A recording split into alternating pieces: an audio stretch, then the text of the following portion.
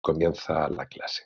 Comenzamos la clase y recuerden que yo les había dejado en el campus virtual bastantes indicaciones y también les había dejado la presentación de PowerPoint que incluía el guión, ¿de acuerdo? El guión con el que vamos a seguir perdón, en esta exposición. Ese guión era un guión mínimo para que ustedes más o menos vieran lo que íbamos a estudiar.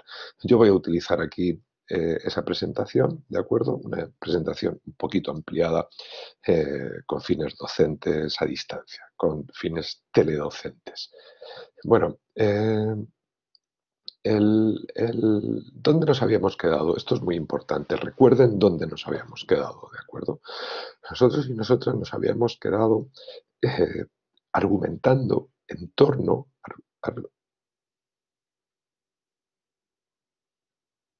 argumentando, me alegra que haya podido resolverlo, nos habíamos quedado, digo, argumentando que después de la Segunda Guerra Mundial, las sociedades europeas, con las peculiaridades propias de España, por cierto, pero digo que las sociedades europeas se habían encontrado, después de la Segunda Guerra Mundial, con la necesidad imperiosa de reconstruir. ¿De reconstruir el qué? De reconstruir las sociedades europeas, también la norteamericana, aunque en menor medida, sobre todo en Europa, nos habíamos encontrado con la necesidad de reconstruir nuestras sociedades, de reconstruirlas en varios sentidos, no solo física o materialmente. Recuerden que habíamos comentado eh, los efectos absolutamente radicales, absolutamente brutales de la Segunda Guerra Mundial en todos los países, en todas las sociedades que participaron activamente en ella.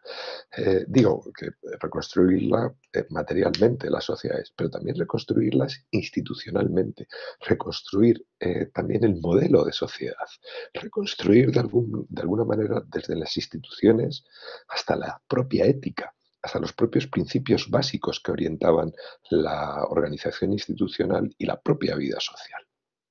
Y que recordarán que en ese contexto habíamos comenzado a analizar brevemente o de manera sintética, habíamos comenzado a analizar, digo, la importancia de un gran invento. ¿Qué gran invento era ese? El estado de bienestar.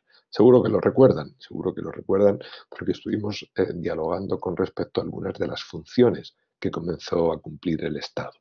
El Estado, habíamos visto que comenzó a ser parte activa, comenzó a ser parte fundamental de la vida social y de la vida económica, ¿de acuerdo?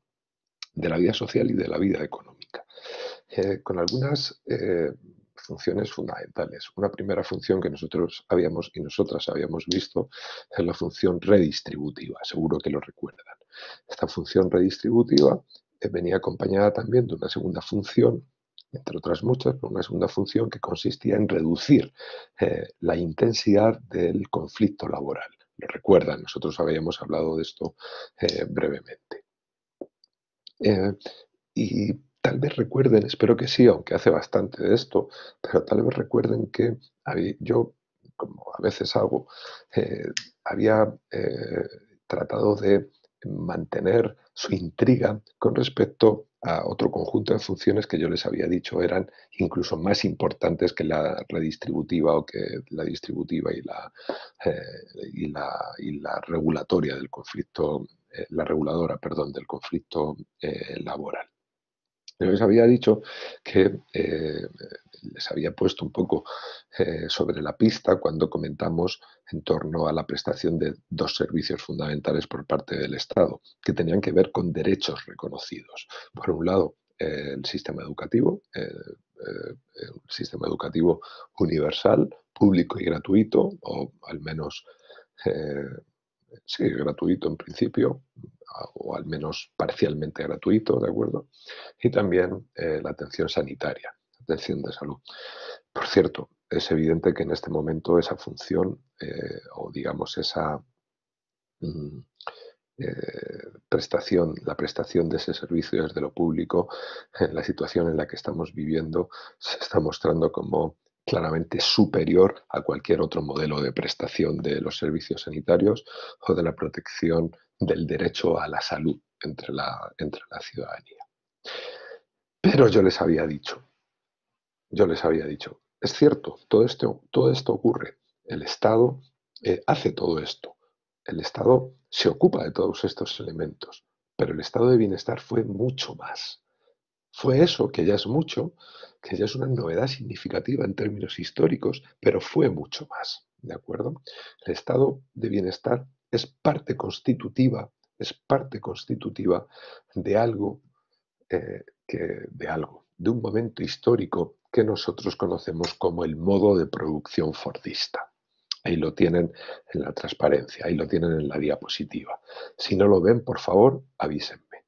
Digo que el estado de bienestar es parte constitutiva de un modelo de producción que surge después de la Segunda Guerra Mundial en todo su vigor.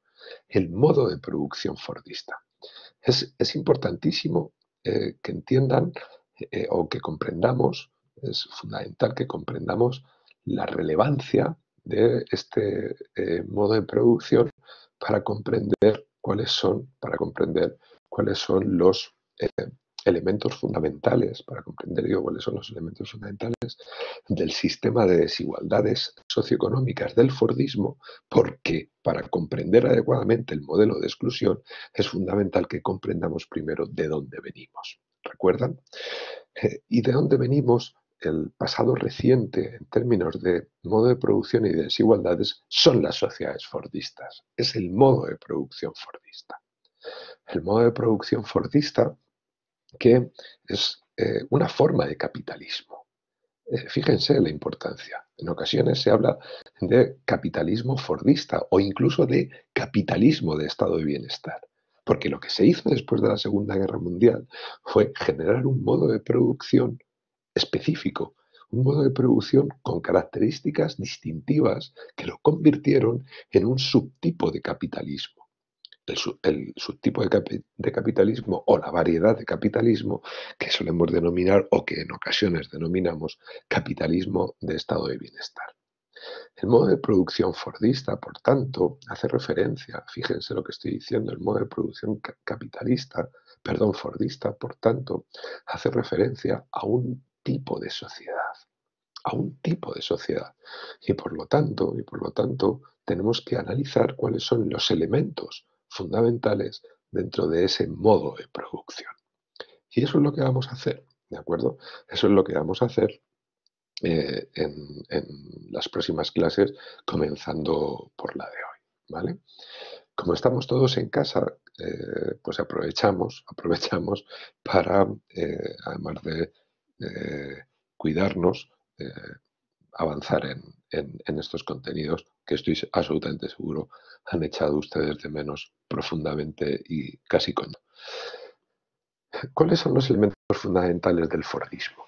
Bueno, los elementos fundamentales del Fordismo tienen que ver con el sistema económico, por supuesto, el sistema social, por supuesto, y todo ello contiene un sistema de articulación de las desigualdades, un sistema de estratificación social, ¿de acuerdo? Un sistema de estratificación social. Por lo tanto, para comprender este sistema de estratificación social, tenemos que comprender la globalidad, el modo de producción de una manera general, integral, ¿de acuerdo? ¿Vale? Y para comprender ese modo de producción, el modo de producción fordista, tenemos que comenzar por comprender la manera en la cual se producía, la manera en la cual se producían bienes y la manera en la cual se producía la prestación de los servicios. ¿Qué producíamos? Lógicamente producíamos bienes industriales. Estamos en un momento de industrialización, en un momento de consolidación del modelo industrial de capitalismo, ¿de acuerdo? Y por lo tanto lo que se producían eran bienes industriales. Imagínense, después de la Segunda Guerra Mundial, después de la destrucción que supuso la Segunda Guerra Mundial, perdón, la producción de bienes materiales era fundamental. ¿Qué producíamos? producíamos muchas cosas. Producíamos bienes de todo tipo, producíamos bienes industriales para el consumo, ¿de acuerdo? ¿Vale? ¿Qué se les ocurre que podría ser? Bueno, eh, el- el- el- la producción industrial tenía unas características muy concretas, unas características distintivas y diferentes con respecto a décadas anteriores y momentos previos del desarrollo socioeconómico, el desarrollo de la industrialización. ¿Qué producíamos? Fíjense, lo que producíamos eran largas series de productos homogéneos. Largas series de productos homogéneos. ¿Qué quiere decir esto? Básicamente lo que quiere decir esto es que producíamos mucho de lo mismo, muchas unidades del mismo producto. Repito, muchas unidades del mismo producto. Eh, Muchas unidades del mismo producto en lo que se dio en llamar producción en masa, en lo que se dio en llamar producción en masa. El Fordismo es el momento de la producción en masa, de la producción masiva. ¿Qué se producía? Se producía masivamente, una y otra vez, los mismos artículos. Yo he seleccionado, he buscado una fotografía para que ustedes puedan comprender esto. Aquí la tienen. Eso es lo que se producía, lo que comenzó a producirse, la forma en la que comenzó a producirse en el Fordismo. Se producía en masa. Fíjense, largas series del mismo vehículo. Una vez y uno y otro y otro y otro y otro y otro. Y así, largas series del mismo vehículo. Esto es una novedad histórica. Esto es una novedad histórica. Y en gran medida es posible, mm, paradójica y tristemente, gracias a la Segunda Guerra Mundial. ¿Por qué? Porque los países beligerantes durante la Segunda Guerra Mundial se vieron obligados a producir de manera industrial, de manera masiva, ¿el qué? Armas. O, si se quiere en términos más generales, bienes militares o bienes para la guerra, fundamentalmente armas. No solo armas, pero fundamentalmente armas. Y, por tanto, la economía o los sistemas productivos estaban ya preparados para esta forma de concebir la producción. Producimos en masa. Podemos producir en masa. Por primera vez se podían producir estas series tan largas, estas series masivas de productos. Y yo les he puesto la foto del automóvil no de manera casual, no, es elegida. ¿Por qué? Porque esto que ven ustedes aquí en esta fotografía es un modelo de automóvil fabricado por la marca Ford, de donde, como ya seguro ustedes han supuesto, donde se deriva la denominación de producción fordista, ¿vale? Producción fordista, ¿de acuerdo? Por tanto, ¿qué producimos? Largas series de, uy, perdón, eso ha quedado un poquito mal, largas series de productos homogéneos. ¿Cómo producimos? Por tanto, producimos en masa, producimos en masa. Es la época de la producción en masa, ¿de acuerdo? ¿Y cómo lo hacemos? En concreto, pues lo hacemos así. Fíjense, ¿lo ven? ¿Qué ven ahí? Ahí lo que ustedes están viendo es el detalle de una cadena de montaje, ¿de acuerdo? Ese era el aspecto que tenía una cadena de montaje. Así se producían largas series de productos indiferenciados, homogéneos, los mismos una y otra vez, una y otra vez, una y otra vez, una y otra vez. ¿De acuerdo? Así. ¿Lo ven? Producción en masa fordista. Ahí lo ven. Fíjense. ¿Lo ven? largas series de productos poco diferenciados. Esto yo ni siquiera sé lo que es, no importa. ¿De acuerdo? ¿Vale? No importa. Por lo tanto, ¿qué es lo que producíamos? Producíamos en masa. ¿Y qué producíamos? Producíamos automóviles, producíamos lavadoras, producíamos bicicletas, ¿qué más producíamos? Producíamos ropa, ¿qué más producíamos? Bueno, esta lavadora, electrodomésticos, no más producíamos bienes industriales, ¿lo ven? Y lo producíamos masivamente, lo producíamos masivamente.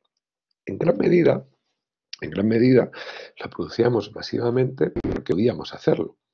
Pero no solo vale eso. Dicho de otra forma, ¿qué quiero decir con que cuando digo que producíamos largas series porque podíamos hacerlo? Bueno, fundamentalmente porque el desarrollo tecnológico en ese momento nos permitía producir todo esto. Lo han visto. La cadena de montaje en gran medida permite, no, en gran medida no, fundamentalmente permite, fundamentalmente gracias a la producción en cadena, somos capaces de generar tantos productos, pero siempre típicamente del mismo modelo o de la misma variedad. ¿De acuerdo? ¿Vale? Entonces, estamos produciendo en masa. Y la pregunta que asoma es, fíjense, la pregunta que asoma es, ¿para quién producimos? Si producimos en masa, si producimos en masa, será porque existe un público objetivo, es decir, un público al que va dirigida esa producción en masa. ¿Para quién producimos? No producimos por deporte, el capitalismo no produce sin más. El capitalismo siempre produce, o el modo de producción capitalista se caracteriza porque la producción está orientada ¿a qué? A un mercado. La producción está orientada hacia un mercado, ¿de acuerdo? Por lo tanto, lo fundamental no solo es qué producimos, cuánto producimos, de qué producimos, sino que también es fundamental preguntarnos para quién se orienta esa producción. Bueno, por tanto, la pregunta aquí, o las preguntas que nos estamos haciendo clara y patentemente es, digo, que las preguntas que nos estamos aquí haciendo de manera clara y patente son, o se producen, perdón, en torno al concepto de consumo. El concepto de consumo. Bien, ¿se entiende hasta ahí? Sí, sí, Sofía, adelante.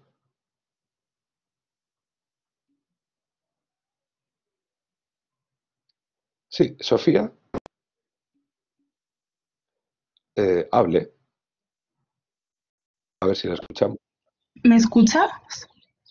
Yo sí, yo perfectamente. Vale, o sea, la duda que tenía, que tampoco es mi duda, es, o sea, seguimos en el contexto de la guerra, ¿no? Porque, o sea, después de ese contexto, supongo que también otra pregunta sería, además del consumo, para quién consumimos y tal, justo lo que has dicho, por lo del capitalismo, también sería cuánto ganamos, ¿no? O sea, cuánto se Eh, gana con esa producción.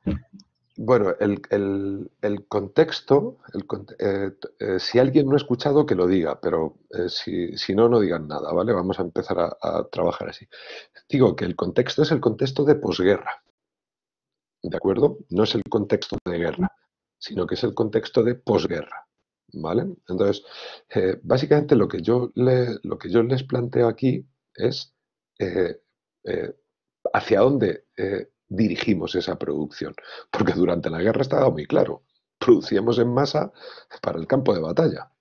Si me permiten ser bastante simplista en esa frase, o en esa expresión, mejor dicho. Producimos claramente para la guerra, pero cuando no hay guerra y seguimos produciendo en masa, lo hacemos porque hay una alternativa de consumo. Claro. ¿Y cuál es esa alternativa de consumo? Eso es lo que tenemos que estudiar. ¿De acuerdo? Sí, vale. De acuerdo. Eh, Bueno, una cosa, es importante que si sienten dudas, por favor participen. La verdad es que esto está funcionando bastante bien, nos escuchamos bastante bien. Espero que las personas que no podían ya lo hayan solucionado y yo creo que la interacción es bastante, bueno, bastante fácil dentro de lo que cabe en una pantalla y yo sin verles, ¿no? Es un poco frustrante para mí, pero que no lo sea tanto para ustedes, ¿vale? Entonces, producimos en masa, ¿de acuerdo? Producción, producción en masa. Si hay masas de productos, si hay masas de productos, tenemos que preguntarnos qué consumimos y quién lo consume. Lo que consumimos es exactamente lo mismo que lo que producimos. Consumimos automóviles, consumimos ropa, consumimos electrodomésticos, consumimos lavadoras, bicicletas, ¿vale? ¿Y cómo se consume? Es decir, ¿quién consume? Bueno, si la producción es en masa, si la producción es en masa, necesariamente el consumo tiene que serlo también en masa. ¿Se ve la idea? Si el consumo es en masa, perdón, si la producción es en masa, si nosotros producimos una larga serie de automóviles, es porque el consumo también va a ser en masa, es decir, porque esa serie de automóviles va a ser comprada, va a ser adquirida en el mercado. Y fíjense que en los años 50 no hay compra-crédito, ¿de acuerdo? Ya saben que la tarjeta de crédito se inventa, si no recuerdo mal, en los 80, ¿vale? En los años 50 no hay compra-crédito, ¿vale? Todo lo que se produce se compra, ¿vale? Estoy exagerando el argumento, ¿de acuerdo? Pero de hecho es así, pero de hecho es así. Entonces, ¿cómo se llama? A la producción en masa le corresponde también consumo en masa. Fíjense estos grandes almacenes, ¿vale? Fíjense estos otros grandes almacenes, ¿vale? Estos son en Berlín, estos últimos, ¿vale? Consumimos en masa, lo seguimos haciendo, por desgracia. Pero, o por suerte, no lo sé. Bueno, en este caso y en ese producto que hay en la imagen es por desgracia. Pero digo que consumimos en masa. La producción en masa requiere un consumo masivo también, ¿de acuerdo? No requiere, si producimos en masa es porque suponemos que eh, a esos productos van a acceder no solo los grupos, digamos, socioeconómicamente privilegiados, es porque suponemos que a ese consumo no van a acceder solo las élites económicas, ¿de acuerdo? Es, producimos en masa porque suponemos que además de esas élites económicas van a poder acceder al consumo proporciones crecientes de la población, proporciones crecientes de la población. ¿Se ve la idea? ¿Vale? Entonces, ¿qué producimos? ¿Cómo producimos? Producimos en masa. En masa. ¿De acuerdo? ¿Y cómo consumimos? En masa. ¿De acuerdo? Ahora bien, fíjense en lo que les acabo de decir. Fíjense en lo que les acabo de decir. La producción en masa supone consumo masivo. Dicho de otra forma, después de la Segunda Guerra Mundial, asumimos que la ciudadanía va a poder acceder al mercado. Pero eso es una novedad. Eso es una novedad. Eso no ocurría antes de la Primera Guerra Mundial, ni siquiera en el periodo de entreguerras, eh, con, con matices y en función del país, lógicamente. En Estados Unidos sí, en Alemania desde luego no, tampoco en Francia. Eh, ni por supuesto en Centro Europa, pero ni en Italia, ni en España, desde luego. Pero fíjense, después de la Segunda Guerra Mundial nos vemos en la necesidad de crear esa masa de consumidores. ¿Lo ven? Esto es muy importante que lo entiendan. Cuando termina la Primera Guerra Mundial, perdón, cuando termina la Segunda Guerra Mundial, esa masa de consumidores no existe. Cuando termina la Primera Guerra Mundial, no existe una población tan amplia con capacidad de acceder al mercado y consumir. No existe. Hay que crearla. Tenemos que construirla. Tenemos que generarla. Tenemos que diseñarla. El consumo masivo no surge de manera espontánea, sino que es un proceso económico de gran complejidad, ¿de acuerdo? Porque para que se pueda consumir, hay que tener capacidad de consumo. Y para que se pueda consumir en masa, grandes segmentos, una proporción mayoritaria de la sociedad debe tener capacidad de consumo. Y eso el Fordismo lo generó, es decir, lo consiguió crear las sociedades fordistas, las sociedades de posguerra mundial, consiguieron crear un mercado masivo, inventándose algo estupendo, inventándose algo estupendo, o mejor, más que inventándose, haciendo algo estupendo, generando una novedad histórica que yo ya les había adelantado en alguna clase. Ahí la tienen, separando el trabajo de la pobreza, separando el trabajo de la pobreza. El consumo en masa se va a conseguir, fíjense lo que les adelanto, a través del salario. ¿Lo ven? El consumo en masa lo vamos a conseguir a través del salario. A través del salario. ¿Qué quiere esto decir? Esto. ¿Lo ven? ¿Qué ven allí? Una cadena de montaje. Es cierto, esto es una cadena de montaje. Pero lo que quiero que vean ahora es esto. 1, 2, 3, 4, 5, 6, N, N, N. ¿Lo ven? La cadena de montaje, que en realidad, o en primer término, es una realidad tecnológica, es esto que ven aquí, ¿vale? ¿Lo ven? Esto es la cadena de montaje, ¿vale? Aquí se ve mejor. Tecnológicamente, esto es la cadena de montaje, con estas herramientas, con estos dispositivos, todo eso es la cadena de montaje. Pero la cadena de montaje implica necesariamente en ese momento, durante la Segunda Guerra Mundial y después de la Segunda Guerra Mundial, implica necesariamente también esto. A este señor, a este 2, 3, 4, 20, 40, 60, 100, 200, 500, 1000, 2000, 3000. ¿Lo ven? La cadena de montaje a ambos lados está, si se me permite la expresión, abarrotada de fuerza de trabajo. ¿Lo ven? Abarrotada de fuerza de trabajo. Pues bien, ahí lo tienen, ahí lo tienen, ahí lo tienen. Nosotros y nosotras estamos ante la aparición, no solo estamos ante la aparición de la producción en masa, ¿lo ven? Del consumo en masa, y también estamos en el momento del trabajo en masa.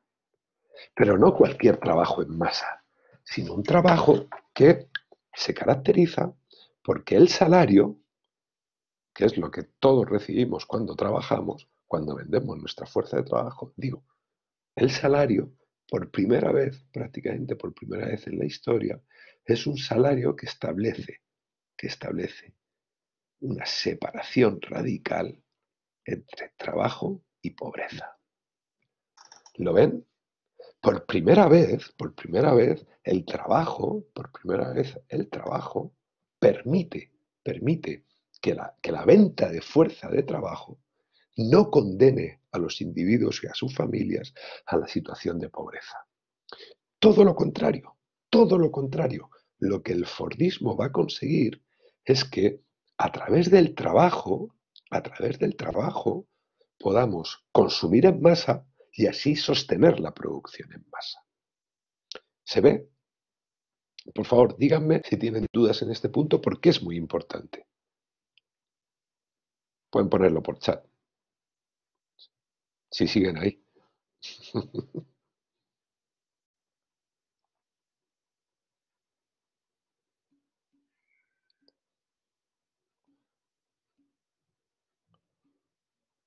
Estupendo. Estupendo. Bueno, ya saben. Vale. Ya saben. Uy. Ya saben. Si tienen dudas, levantan la mano y les contesto, como antes, ¿vale? ¿Eh? Y además así nos escuchamos todos y todas, lo que también crea sentido de comunidad. Bueno, eh, el sa- eh, tan importante va a ser la idea de salario que a estas sociedades, a las sociedades que nosotros y nosotras estamos estudiando y que conocemos, y aunque hemos empezado a estudiar bajo el rótulo del modo de producción fordista, como aparece ahí en la primera transparencia, digo que tan importante es el salario que a estas sociedades se les va a llamar también sociedades salariales. Las sociedades salariales son las sociedades fordistas. ¿De acuerdo? Cuando yo hable de sociedades salariales, estaré utilizando un sinónimo de las sociedades fordistas. Pero también hay otro y muy importante, que es el de sociedades del trabajo. Sociedades del trabajo. Fordismo, sociedades salariales, sociedades fordistas y sociedades del trabajo hacen referencia al mismo momento histórico social, ¿de acuerdo? Y fíjense, sociedades salariales y fíjense, sociedades del trabajo. Sociedades del trabajo, ¿por qué? Lo hemos visto, lo estamos viendo. Porque en torno al trabajo, giran todos los elementos de la producción. Todos los elementos de la producción. Fíjense, el consumo, perdón, la producción, primero, el consumo, el trabajo. Aquí en medio estaría el salario, ¿de acuerdo? Y fíjense, voy a hacer un dibujo muy esmerado, pero fíjense, síganme ahora. A través del trabajo, que ya no es cualquier tipo de trabajo, ¿de acuerdo? Hemos separado trabajo y pobreza, ¿lo ven? Es decir, que este, el trabajo conlleva un salario, ¿lo ven? Conlleva un salario que implica que la persona que lo recibe y por extensión la familia a la que pertenece no se sitúa en no está en situación de pobreza. ¿De acuerdo? Trabajo lleva el salario. Este trabajo es, por supuesto, trabajo masivo. Lo hemos visto, ¿vale? Pues bien, este trabajo masivo a través del salario, permite el consumo. Y no cualquier consumo. ¿Qué tipo de consumo? Consumo en masa. ¿Lo ven? ¿Lo ven? Porque es trabajo masivo. Recuerden la fotografía que les acabo de poner antes. Es trabajo masivo, ¿vale? De hecho, en las sociedades fordistas, de las sociedades posteriores a la Segunda Guerra Mundial, las tasas de desempleo eran muy bajas, ¿de acuerdo? Lo vamos a ver. Pero típicamente, tradicionalmente eran muy bajas, ¿vale? Fíjense, volvemos. Trabajo masivo que sustenta el consumo en masa. ¿Cómo lo sustenta? A través del salario. A través del salario. Y fíjense y retengan esto porque esta vinculación es fundamental. ¿Vale? La vinculación entre salario y consumo en masa. Pues bien, trabajo masivo, trabajo en masa, consumo en masa. Y este consumo en masa permite ¿qué? Permite un modelo de producción que es producción como en masa. ¿Lo ven? De nuevo, trabajo en masa que hace que un conjunto amplio, mayoritario de la ciudadanía, a través del salario, pueda acceder al consumo, al mercado, y por lo tanto el consumo también va a ser consumo en masa, ¿de acuerdo? Y ese consumo en masa, esa demanda va a justificar, va a sostener y va a retroalimentar una forma concreta de producir. ¿Cómo? Producir en masa. Y a su vez, sí, es circular, pero espéreme que voy a ello. Y a su vez, esta producción en masa, como muy bien señalaba el compañero, por favor intervengan así porque es estupendo. Además, me recuerda que siguen ahí porque si no, me pierdo en mi solitud frente a la pantalla esta que tengo aquí y me puedo volver loco. Digo, a su vez, esta producción en masa, sostiene el qué? La contratación masiva de fuerza de trabajo. ¿Lo ven? Es estupendo. Es estupendo. ¿Por qué?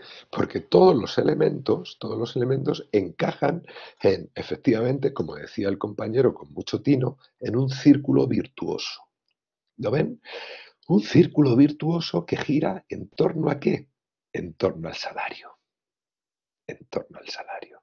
Por eso llamamos sociedades salariales o sociedades del trabajo, en torno al salario que se recibe como contraprestación de un determinado trabajo. ¿Lo ven? Este círculo es un círculo, eh, yo lo llamo círculo virtuoso, más bien sería, más que un círculo, sería una espiral, ¿de acuerdo? En la espiral se produce algo que llamamos crecimiento. La espiral no gira en torno a sí misma, sino que la espiral va subiendo, ¿vale? Esa sería la idea que hay detrás de los elementos de la producción y el consumo en el Fordismo. Pero sobre todo, quiero destacar en este punto el hecho de que el trabajo en masa, la producción en masa, giran en torno a la idea de salario. Giran en torno a la idea de salario. Efectivamente, fíjense, como muy bien señala la compañera, ¿qué ocurre si vaya, aquí no se puede borrar? Pues, sí, sí se puede. Oh, he borrado todo. Dios mío. Bueno, ¿qué ocurre si... Voy a volver a hacerlo. Ahora ya aprovecho y lo hago más bonito, ¿vale? Bajo en masa, consumo en masa, producción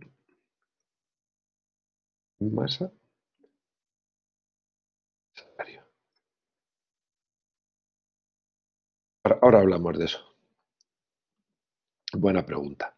Pero vean, la compañera antes preguntaba, decía Lidia. Lidia, usted no podía escuchar, me alegra que ya lo haya podido hacer. Digo, Lidia decía, entonces todos los elementos necesitan unos de los otros, ¿no? Si hubiese ausente, dice Lidia, uno de los elementos, no se podría llevar a cabo el sistema fordista. Efectivamente, entraríamos en crisis. Si el trabajo no se diera en masa, no se podría producir un consumo en masa. Y de hecho, como vamos a ver, las grandes crisis económicas de los años 60 y 70 eran crisis de empleo. Las crisis económicas generaban una gran destrucción de empleo, lo que a su vez implicaba necesariamente que este círculo virtuoso entrara en crisis sistémica. ¿De acuerdo? Y por lo tanto, si el trabajo ya no era en masa o no era tan masivo como necesitaba el sistema o el modo de producción, es decir, si un porcentaje amplio de la población no percibía un salario y por lo tanto no podía consumir, se reducía el consumo y a su vez se reducía la producción, que implicaba una recesión, lo que llevaba o abocaba al sistema a una recesión económica, ¿de acuerdo? A una recesión económica. Por lo tanto, en la medida en que este círculo, en la medida en que en este círculo, ¿vale? ¿Se ve? En la medida en que en este círculo los elementos estaban directamente interconectados, cualquier falla en cualquiera de ellos implicaba una falla general. De hecho, típicamente las crisis económicas se generaron por elementos externos, como veremos, ¿vale? Por ejemplo, en los años 70, con las crisis del petróleo. Las crisis del petróleo fueron crisis energéticas y que tienen su origen en la subida de los precios del petróleo. ¿De acuerdo? ¿Vale? Que incrementó notablemente los precios de la producción. ¿Vale? ¿Se ve? ¿Se ve la idea? Por lo tanto, contestando a su pregunta, Lidia, efectivamente, ocurre en prácticamente cualquier modo de producción. ¿Vale? El modo de producción actual no se basa en el consumo en masa, y lo vamos a ver. Ustedes dirán, sí, se basa en el consumo en masa. No, no se basa en el consumo en masa. Al contrario, se basa en el consumo selectivo. pero ya lo vamos a, o en la segmentación de la producción para un consumo también segmentado. Pero bueno, lo vamos a ver, lo vamos a ver con tranquilidad, ¿de acuerdo? Y contestando a David, David pregunta, ¿y cómo se vieron afectadas otras condiciones como los horarios, los permisos, etcétera? Esa es una muy buena pregunta. Lo vamos a ver, lo vamos a ver, pero le avanzo parte de la respuesta. Básicamente, esa respuesta tiene que ver con este elemento de la transparencia. La separación entre el trabajo y la pobreza no solo significa que las condiciones salariales mejoraran, lo que significa es que el trabajo llegó a ser, es tan importante en el modo de producción fordista que el trabajo comenzó a ser protegido, que el trabajo comenzó a ser objeto de atención. No por parte de buenos samaritanos, lógicamente, sino como consecuencia de un pacto social, como consecuencia, bueno, de un pacto social entre comillas, ¿de acuerdo? Como consecuencia de arreglos colectivos, de acuerdos colectivos, que en gran medida cristalizan en el estado de bienestar.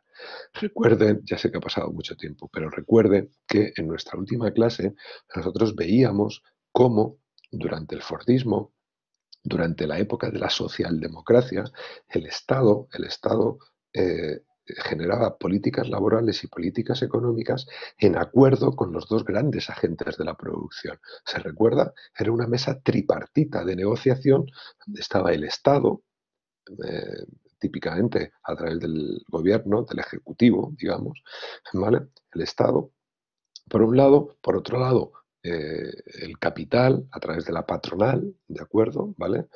Es decir, las empresas, y también, por supuesto, la fuerza de trabajo, a través de qué interlocutor, típicamente los sindicatos, ¿de acuerdo? ¿Se ve?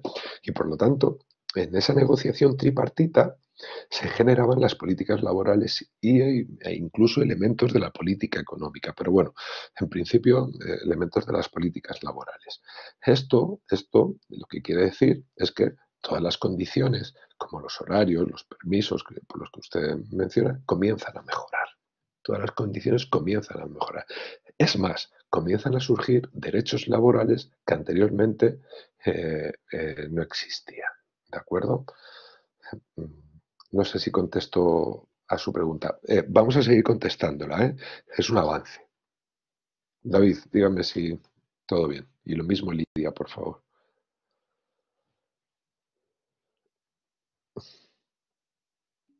Perfecto. Como ven, por tanto, con lo que nos encontramos, digo que, como ven, por tanto, con lo que nos estamos encontrando es con un modo de producción radicalmente nuevo comparado con lo que había previamente o con lo que había antes de la Segunda Guerra Mundial, incluso en el incluso en el periodo de entreguerras, ¿de acuerdo? Y en ese sentido, el modo de producción fordista se giró en torno a la idea de trabajo, ¿vale? Giró en torno a la idea de trabajo. Y en la confluencia de esta idea de trabajo, que comenzó a ser el alma de las sociedades fordistas, ¿vale? Comenzó a ser la forma en la que las sociedades se comprendían a sí mismas, ¿de acuerdo? Que comenzó a ser el trabajo, digo, el elemento articulador de lo social y de lo colectivo, ¿lo ven? A partir de el trabajo, eh, en confluencia, les decía, con otro elemento, que es la idea de derechos sociales, en la confluencia de esos dos elementos, trabajo por un lado y derechos sociales y económicos, bueno, derechos sociales implican los económicos, pero en derechos socioeconómicos por otro, en esa confluencia se construyó un modo de producción que se basa en la producción y el consumo en masa, que se basa en el trabajo y que se basa también en el estado de bienestar. ¿De acuerdo? ¿Vale? Se basa también en el estado de bienestar. Por lo tanto, aprender el Fordismo, digo que por lo tanto, para comprender el Fordismo, necesitamos comprender este primer esquema, este esquema que yo les he encerrado aquí en un circulito. Les veo ahí a todos y a todas haciendo fotos con el móvil. Espero que no. Claro, lo de tomar fotos con el móvil sería la variante telemática de tomar apuntes. Bueno, en fin, perdón. Eh, eh, eh, bueno, eh, no hace falta porque todo esto lo tienen, ¿vale? Y lo van a tener, ¿de acuerdo? Pero, insisto, además de comprender este entramado de la producción, esta sería la primera parte, es decir, cómo producimos riqueza, así producimos riqueza, como está en esa transparencia. ¿Cómo producimos riqueza? A través de la producción en masa, que supone un consumo en masa, que supone trabajo en masa y que a través del salario, a su vez, ese trabajo en masa soporta, sostiene el consumo en masa, que a su vez sostiene la producción en masa, que a su vez sostiene la posibilidad de contratar en masa también. ¿Vale? Esta primera parte es la forma de producir riqueza, la relación entre producción y mercado. ¿Vale? Pero digo que además tenemos que estudiar, para comprender el Fordismo adecuadamente, además tenemos que estudiar cuando menos dos elementos más. Dos elementos más. Por un lado, el trabajo en sí, ¿de acuerdo? ¿Vale? Por un lado, el trabajo en sí y lo que significó durante el modo de producción fordista, ¿de acuerdo? Eso por un lado. Y por otro lado, el estado de bienestar. El estado de bienestar ya hemos empezado a comprenderlo, empezamos a comprender en la clase anterior, pero debemos profundizar en el estudio del estado de bienestar, ¿de acuerdo? ¿Vale? Y en ese sentido, lo que queda de este tema, nos va a llevar de manera natural a su conclusión. ¿Cuál es su conclusión? La conclusión no es otra que el sistema de desigualdades sociales característico del Fordismo. ¿De acuerdo? Sistema de desigualdades sociales característico del Fordismo, digo. Por tanto, ¿cómo producimos riqueza? Aquí lo tenemos. Lo tienen ustedes en su transparencia. Eh, ¿Qué otros elementos tenemos que comprender para entender las sociedades salariales? Primero, un poquito de mayor detalle del trabajo, ahí lo ven en la transparencia, ¿de acuerdo? Segundo, el estado de bienestar, ahí lo ven en la transparencia también. Y todo ello nos llevará a comprender el sistema de desigualdades sociales, ¿vale? Que, como ya les avancé en la transparencia, eh, tenía que ver con el concepto de clase social, ¿de acuerdo? ¿Vale? Bueno, díganme, ¿dudas hasta aquí?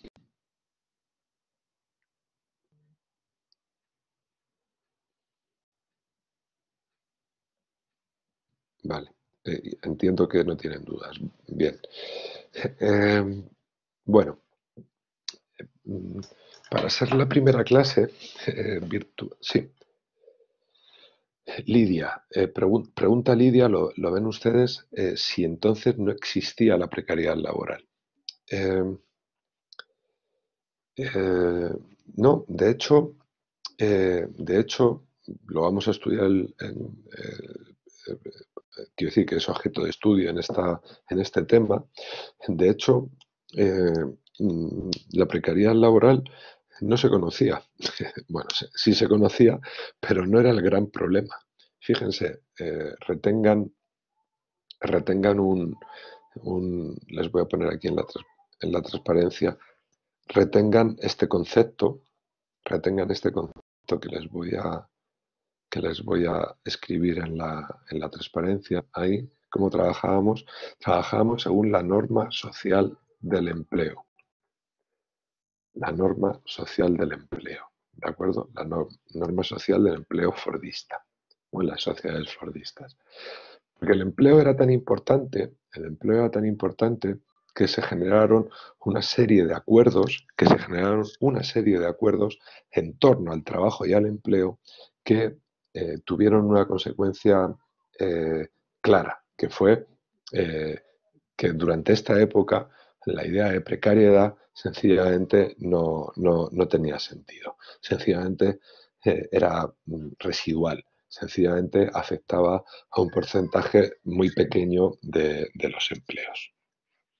Eh, Perdón, ¿contesto a su pregunta?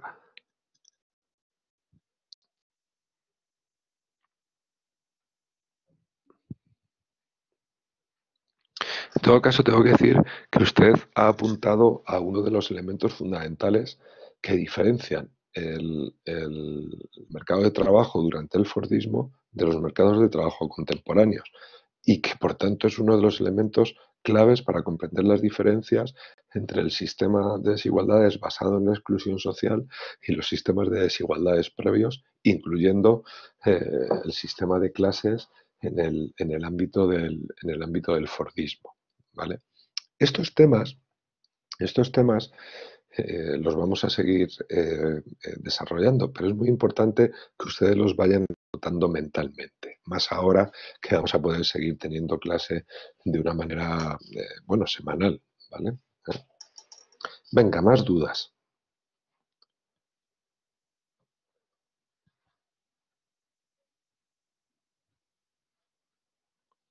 Más dudas o preguntas o cuestiones que quieran plantear.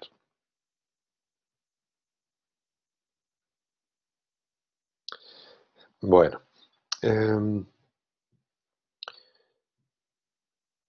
por hoy vamos a dejar aquí el desarrollo del tema. No quiero cansarles y además hay algunos otros temas que quiero tratar con ustedes, aunque sea en un ratito, ¿vale? Eh, y son importantes, ¿vale? Tienen que ver con las prácticas, ¿de acuerdo? Tienen que ver con las prácticas. Ahí está David que me pregunta, ¿las clases prácticas se darán también de manera telemática? Bueno, justo de eso quería yo hablar. Eh, no, las clases prácticas es muy difícil darlas telemáticamente. ¿Por qué? Porque es muy difícil reproducir la dinámica de trabajo que tenemos nosotros en nuestras prácticas aquí en el campus virtual. Es prácticamente imposible. Por lo tanto, voy a dejar de compartir esto. Por lo tanto, he diseñado otra estrategia. Eh, Porque ustedes tienen que seguir trabajando en su proyecto de investigación. Ahora, a mitad de curso, es absolutamente inaceptable que yo cambiara la dinámica de trabajo para introducir un elemento nuevo. No, ustedes tienen que seguir trabajando en su proyecto de investigación. Pero ya han visto que la dinámica ha cambiado.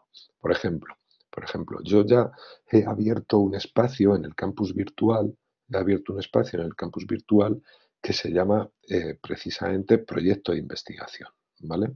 Y en ese espacio que estoy buscando yo en mi campus, eh, permítanme, y digo que en ese espacio que se llama proyecto de investigación ya he incluido algunos elementos, ¿vale?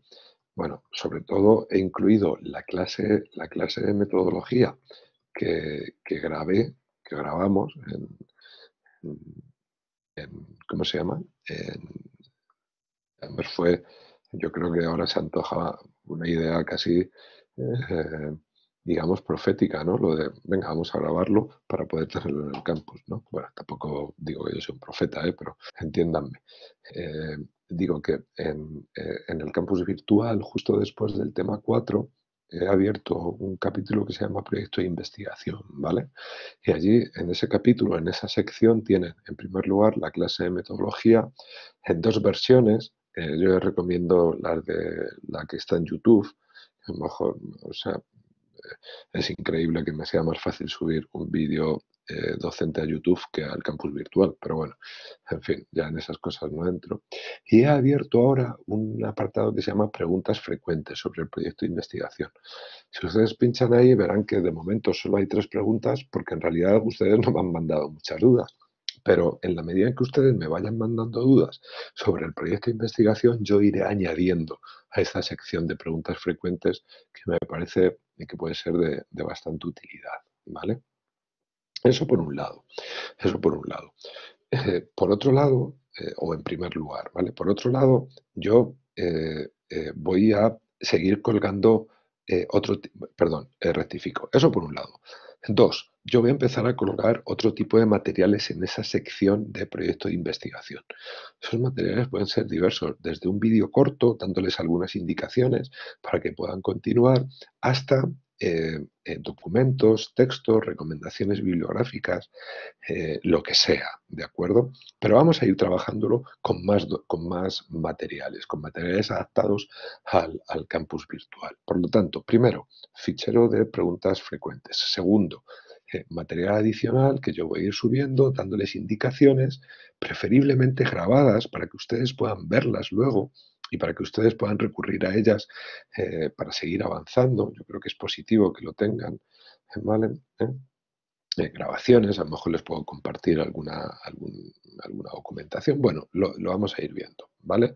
Pero digo, segundo punto, elementos adicionales, además del fichero de preguntas frecuentes, donde yo les voy a ir dando indicaciones, ¿vale?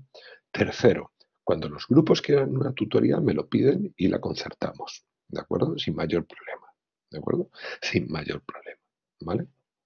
Y cuarto, yo les voy a ir proponiendo que, digamos, de manera sistemática, regular, pero no demasiado apretada en el tiempo, ¿vale? Me vayan entregando documentos.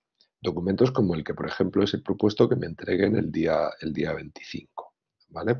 Esos documentos son útiles porque yo los puedo leer y yo, a partir de la lectura de esos documentos, les puedo dar retroalimentación, ya sea retroalimentación concreta a los grupos, si veo que es necesario, o retroalimentación que puedo subir a ese fichero de preguntas frecuentes. ¿Lo ven?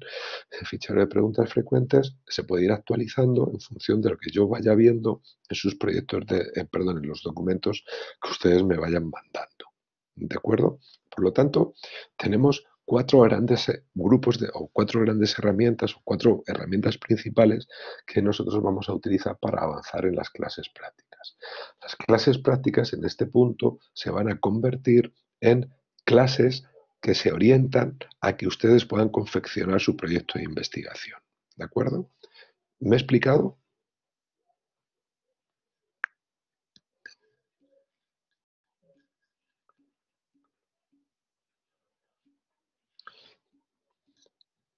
Estupendo, estupendo, gracias. Yo creo que de esa forma vamos a... Sí, gracias, muchas gracias.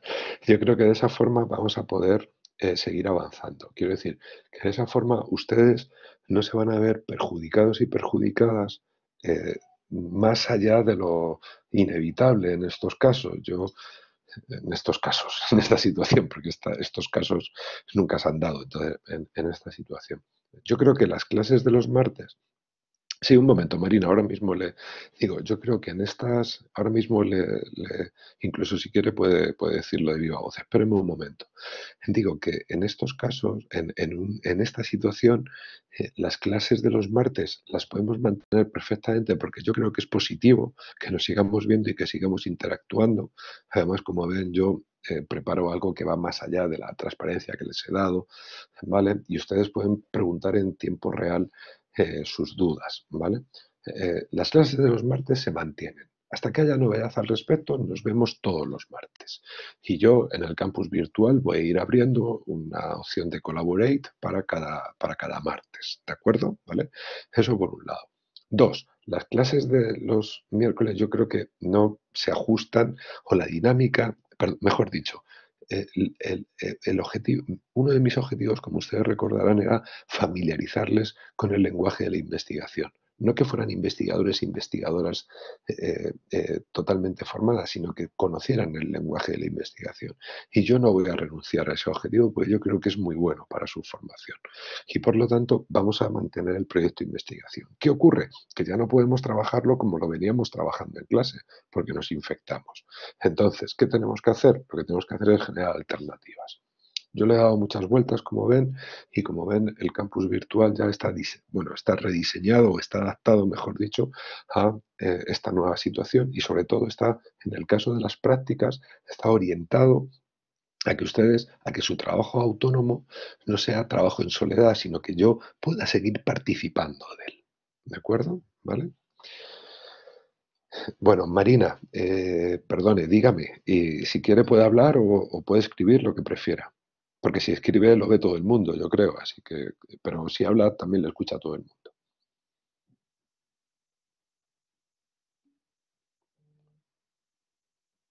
Ah, que no es de las prácticas, vale, vale.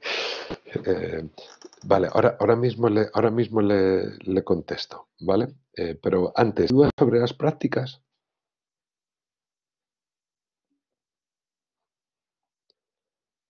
Vale, de acuerdo. No, por supuesto, dice María González, de momento no, por supuesto, digo dudas con respecto a la dinámica que vamos a seguir. Es muy importante que vayamos, digamos, monitorizando cómo vamos avanzando y cómo ustedes pueden seguir avanzando en su proyecto de investigación, ¿vale? Yo voy a estar muy pendiente. Ya han visto que además he intentado mantenerles informados e informadas puntualmente de cualquier comunicado, disposición o decisión. Bueno, decisión en realidad, no, aquí no se toman decisiones, parece, pero bueno, lo que sea parecido a decisiones que las autoridades hayan tomado. Y bueno, me consta que ustedes han recibido un correo de la vicerrectora de estudiantes en el que además no tengo muchas ganas de entrar. Bueno, mi responsabilidad es con ustedes y yo voy a seguir intentando que no perdamos, eh, mm, que no perdamos más de lo que inevitablemente vamos a perder con esta situación. Bueno, Marina López pregunta, si los derechos laborales empezaron a surgir principalmente a raíz del sistema fordista, ¿cómo se relaciona eso con el desarrollo de los sindicatos? Porque existían ya de antes. Por supuesto, por supuesto. Creo que me he explicado mal. Los derechos laborales no nacen con el Fordismo, todo lo contrario. Pero sí es cierto que se refuerzan y que se convierten en un elemento central de los estados y de las sociedades. ¿Qué quiero decir con esto? Lo que quiero decir es que precisamente usted mismo lo señala, los sindicatos son una reacción, literalmente, los sindicatos son una respuesta a las condiciones laborales y y la cantidad de derechos laborales característica de los periodos tempranos o iniciales de la industrialización, del capitalismo industrial, ¿de acuerdo? ¿Recuerdan ustedes que nosotros en la clase que tuvimos justo antes del parón o de la crisis, en esa clase, nosotros decíamos, durante la revolución industrial, ¿quién trabajaba? Y la respuesta es, trabajaba todo el mundo. Bueno, todo el mundo que no podía evitar trabajar, es decir, la inmensa mayoría de la población. Pero cuando digo todo el mundo, quiero decir que no había una mínima para trabajar, por ejemplo, no había condiciones de salubridad, las jornadas eran interminables o básicamente eran a discreción del empleador, ¿vale? Básicamente eran a discreción del empleador y por lo tanto eh, eh, digamos que los sindicatos surgen como una respuesta a una necesidad colectiva sentida por el proletariado, básicamente, y que, por ejemplo, en los textos de Marx, bueno, por ejemplo, no, y que en los textos de Marx se describe y se analiza con una clarividencia, y con una brillantez absolutamente insuperable, ¿no? Absolutamente insuperable. Es decir, ese capitalismo industrial original o que se desarrolla durante las primeras décadas, bueno, décadas, ¿qué digo décadas? Durante las primeras generaciones del capitalismo industrial, esa industrialización, digamos, salvaje, esa industrialización eh, libre, libre absolutamente de los controles que suponen los derechos laborales, dio lugar a una reacción colectiva y a la creación de los sindicatos, que además los sindicatos no solo eran actores, no solo eran entidades con protagonismo en el ámbito del trabajo, sino también en el ámbito político, ¿de acuerdo? En el ámbito político propiamente dicho, ¿de acuerdo? Hasta el punto de que algunos partidos políticos surgieron de sindicatos, ¿vale? Eh, Así que no, los derechos laborales no empiezan a surgir necesariamente perdón, no empiezan a surgir originariamente en el sistema fordista. Lo que ocurre es que durante el fordismo, y esto lo vamos a estudiar en la próxima clase fundamentalmente, digo que lo que ocurre es que durante el fordismo,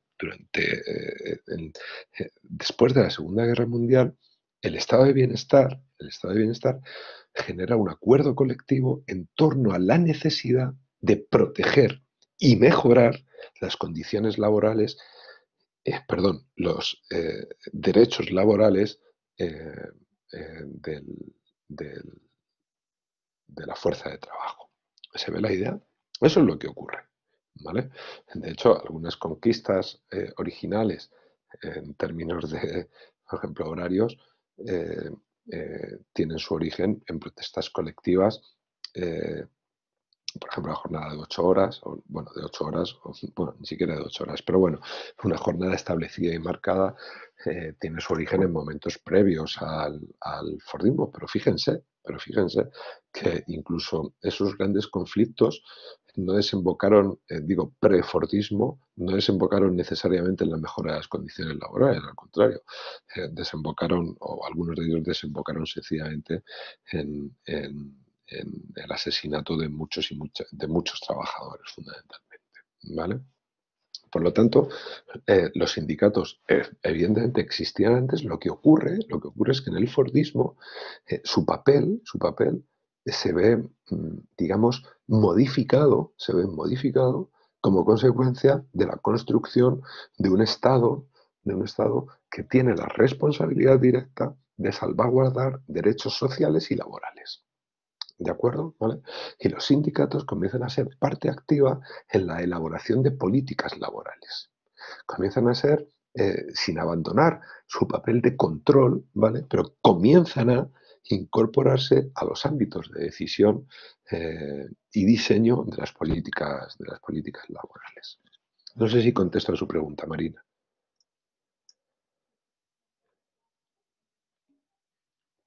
No, gracias a usted. Venga, más.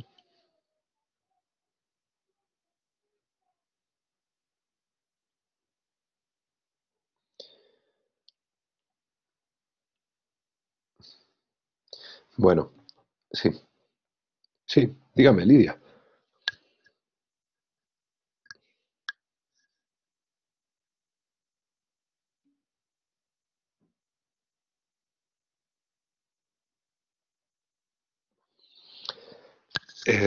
No, sí, sí, sí, vamos a tener examen. No, usted se refiere a un correo, a ver si lo encuentro. Yo creo que no era, bueno, yo no sé si era un correo, yo creo que era una novedad o un aviso, ya ni me acuerdo. Espere, lo voy a buscar y lo voy a poner en pantalla para ver si es ese, porque me interesa, eh, digamos, a ver, aquí está. Voy a intentar compartirlo con ustedes, ¿vale?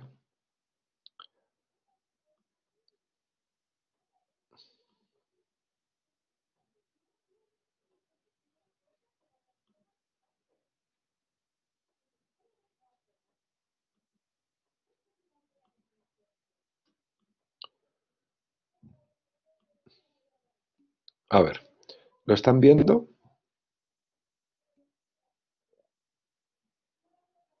¿Lo están viendo?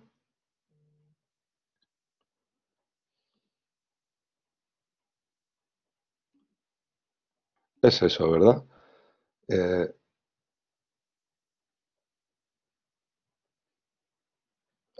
aquí lo ven, ¿vale? Usted se refiere a este correo, ¿verdad? Bueno, miren, en este correo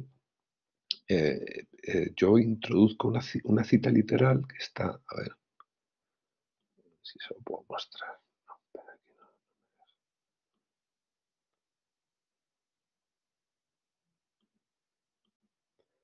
Bueno, no me deja marcarlo, pero pone estimados estudiantes, en el primer párrafo, ven que en el primer párrafo les digo, el rector de la Universidad Complutense ha emitido un nuevo comunicado. El rector establece, y ahí abro comillas, para paliar los efectos de la suspensión de la actividad docente presencial, el nuevo calendario se amplía hasta, bueno, hasta cuando sea. Y dice, por lo tanto, por el momento y mientras se estudian nuestros escenarios en relación con la docencia, dicen, y esto lo dice el rector, no se realizarán exámenes ni pruebas parciales. No se pasará lista online ni por ningún otro método. Se recomienda en la medida posible que se mantenga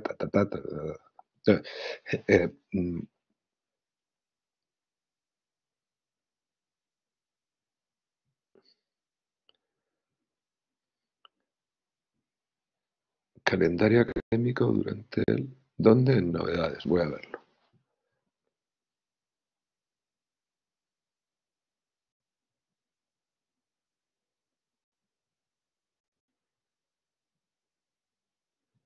Un momento.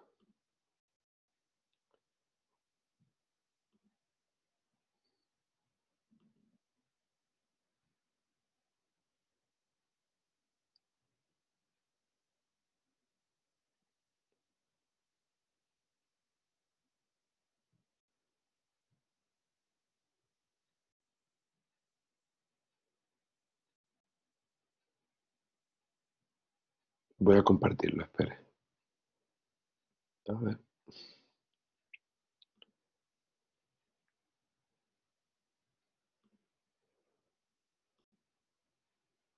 Ahí está. Dice, a ver, ahí está. Dice, en cuanto a la asistencia, operan las mismas reglas que en las clases presenciales. Simplemente, digo, no me pregunten por ese aspecto, por favor, ¿qué quiero decir con que operan las mismas reglas que en las clases presenciales? Que yo nunca he exigido asistencia. ¿Vale? Simplemente voy a señalar que durante las clases no habrá exámenes, no se hará ninguna prueba y no habrá ninguna nota relacionada con las clases. Trataremos de hacer a través del campus virtual lo mismo que intentamos hacer en el aula, pensar. Pero eso no quiere decir que cuando llegue la fecha de la convocatoria oficial de examen, ustedes estén exonerados y exoneradas, ¿de acuerdo? Para nada. Al contrario, tienen que hacer el examen y tienen que presentar su proyecto de investigación. ¿Lo ven? ¿Vale? No se preocupe, si yo estoy aquí para aclararlo. ¿Por qué puse eso? Para que nadie pensara que no, no, para nada. No habrá examen en las clases estas que demos ahora. ¿De acuerdo? Se ve la idea, pero la convocatoria oficial de exámenes está ahí. Se lo leo de nuevo. Dice, en cuanto a la asistencia, operan las mismas reglas. Simplemente voy a señalar que no se hará examen, ni hará ninguna prueba, ni ninguna nota. Bueno, pues no.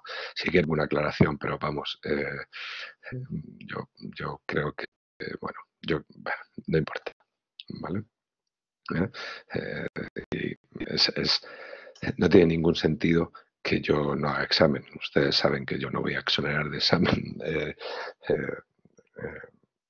yo creo que ni siquiera se deduce de mi forma de actuar. Pero bueno, no importa. Lo aclaro y hasta ahí pondré una aclaración. ¿Correcto? Insisto, durante las clases en el campus virtual haremos exactamente lo mismo que hacemos durante las clases hacíamos durante las clases en el aula, y en esas clases ni había examen, ni se hace ninguna prueba, ni pongo ninguna nota. ¿Lo ven? ¿Vale? ¿Por qué? Porque la evaluación está en el programa. Uno, cuando haya, ¿cómo se llama? Convocatoria oficial, si es que la cambian, haremos el examen en esa fecha. Si hemos podido reincorporarnos, lo haremos presencialmente. Si no hemos podido reincorporarnos, haré lo mismo que he hecho con las clases, adaptarlas a la ¿cómo se llama? A la docencia no presencial. ¿De acuerdo?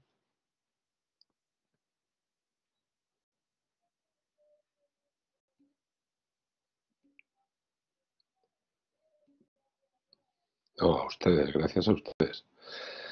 Esto no es fácil para nadie. Gracias. Esto no es fácil para nadie, ¿eh?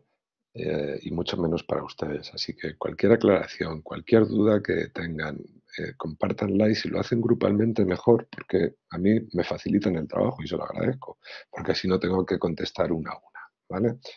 Ahora ustedes me preguntan esto grupalmente y yo detecto que tal vez sea necesaria una clarificación en el campus. La pongo y ya está, y encantado, ¿vale? Que de verdad a mí lo que más me preocupa es que esta situación les afecte más de lo estrictamente necesario, ¿vale? O inevitable, más de lo estrictamente inevitable, ¿de acuerdo? Bueno, si no tienen más dudas, damos por finalizada la clase de hoy. Por ser la primera ha sido un poquito más corta y también porque teníamos que aclarar todos estos aspectos, ¿de acuerdo?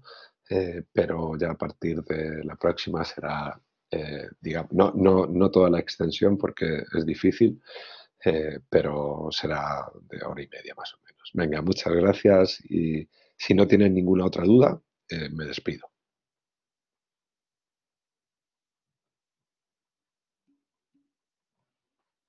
Hasta el martes. Gracias a ustedes. Buenas tardes. Gracias a ustedes.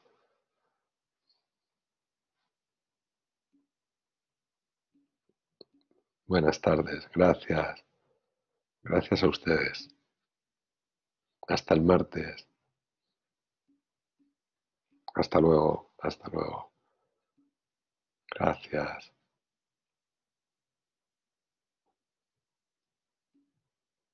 Hasta el martes. Chao.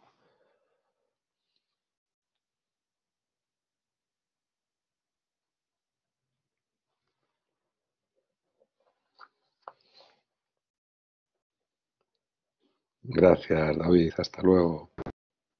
Hasta el martes.